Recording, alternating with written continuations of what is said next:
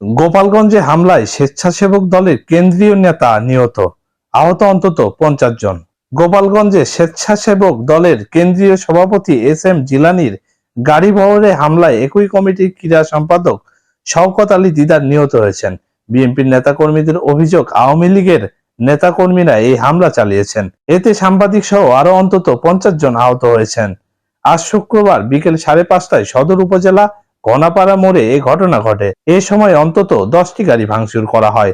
গোপালগঞ্জ সদর থানার ভারপ্রাপ্ত কর্মকর্তা ওসি মোহাম্মদ আনিসুর রহমান নিহতের এই বিষয়টি নিশ্চিত করেন।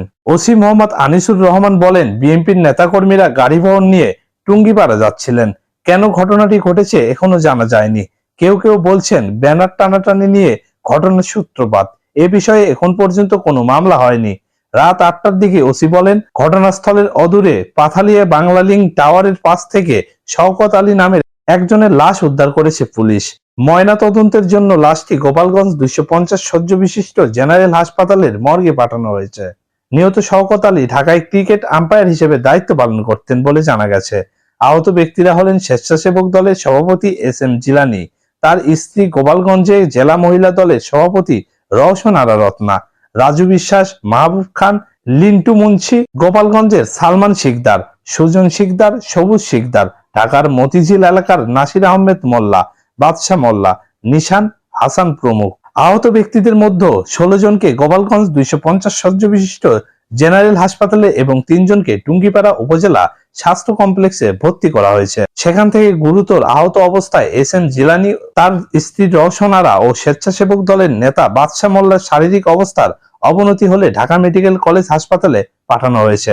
আহত অন্যরা স্থানীয় বিভিন্ন হাসপাতালে চিকিৎসা নিয়েছেন বলে জানা গেছে।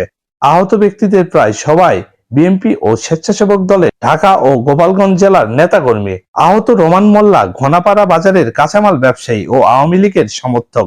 এ সময় টিভির গোপালগঞ্জের ক্যামেরা পার্সন মানিক হাওলাদার মোবাইল ছিনিয়ে নেওয়ার পাশাপাশি বেধড়ক পেটানো হয়। গোপালগঞ্জ 250 শয্য জেনারেল হাসপাতালের আবাসিক চিকিৎসা কর্মকর্তা ফারুক আহমেদ বলেন, স্বেচ্ছাসেবক দলের কেন্দ্রীয় সভাপতি সহ 16 জন হাসপাতালে ভর্তি হন।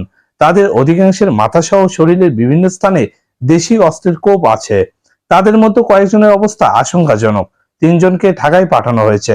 সদর উপজেলা বিএনপির সভাপতি শিকদার শহীদুল ইসলাম বলেন, বিকেল 5টার দিকে গোপালগঞ্জ সদর উপজেলার বেদগ্রাম মোড়ে আমরা শান্তিপূর্ণ পথসভা শেষ করে স্বেচ্ছাসেবক দলের সভাপতি এস এম জিলানীর বাবা মায়ের কবর জিয়ারত করতে টুঙ্গিপাড়ায় যাচ্ছিলাম। ঘনাপাড়া মোড়ে পৌঁছালে গোপালগঞ্জ পৌরসভার 15 নম্বর ওয়ার্ডের কাউন্সিলর আমিন মোল্লা, গোবরা ইউনিয়ন আওয়ামী লীগের সভাপতি জিকরুল ফকির, স্থানীয় আওয়ামী লীগ নেতা আলিমুজ্জামান ও হাসান মোল্লার নেতৃত্বে গাড়িবহরে হামলা করা হয়। অভিযোগের বিষয়ে আওয়ামী লীগ নেতা আলিমুজ্জামান বলেন, বিএনপির নেতাকর্মীরা গাড়িবহর নিয়ে যাওয়ার সময় ঘনাপাড়া এলাকায় বঙ্গবন্ধু ও শেখ হাসিনার ছবি সংবলিত ব্যানার ছিঁড়ে ফেলেন।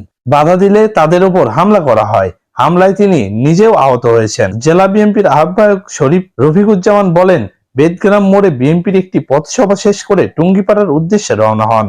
ঘনাপাড়ায় পৌঁছালে আওয়ামী লীগ ও সহযোগী সংগঠনের 2 থেকে 300 নেতাকর্মী দেশীয় অস্ত্র নিয়ে সড়কে ব্যারিকেড দিয়ে গাড়ি ভাঙচুরের পাশাপাশি নেতাকর্মীদের ওপর অতর্কিত হামলা করেন। এতে বিএনপি ও সহযোগী সংগঠনের অন্তত 50 জন নেতাকর্মী আহত হন। তো এই ছিল আজকের ভিডিওটিতে। এরকম নিউজ পেতে আমাদের ভিডিওটিতে লাইক দিন, সেই সাথে সাবস্ক্রাইব করে নিন পরবর্তী ভিডিওর নোটিফিকেশন পাওয়ার জন্য। ধন্যবাদ।